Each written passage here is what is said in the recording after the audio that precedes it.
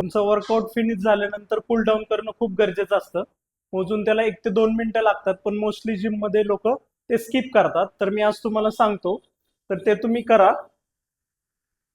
असं 10 second hold करायचं. Count तुम्ही स्वतः घ्यायचा, 1, 2, 3, 4, 5, 6, 7, 8, 9, 10. त्याच्यानंतर हे करू शकता. मी तुम्हाला एक रॅन्डम फुल बॉडी स्ट्रेचिंग सांगतोय. पर्टिक्युलर कोणत्या मसलसाठी नाही, जे की फुल बॉडीची स्ट्रेचिंग असेल. आणि पर्टिक्युलर तुम्हाला एखाद्या मसलची स्ट्रेचिंग हवी असेल तर तुम्ही जिमच्या फ्लोअरच्या ट्रेनरची मदत घेऊ शकता. ते तुम्हाला गाईड करतील.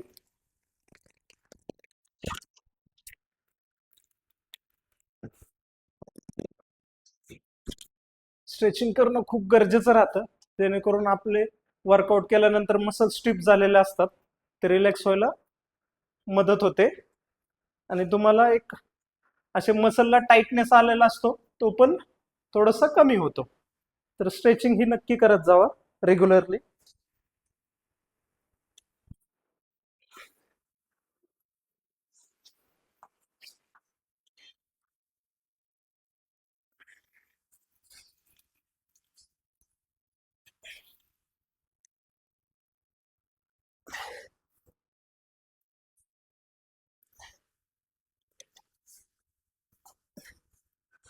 मिनिमम 10 to 20 सेकंद तुम्ही एक पोझिशन होल्ड करू शकता.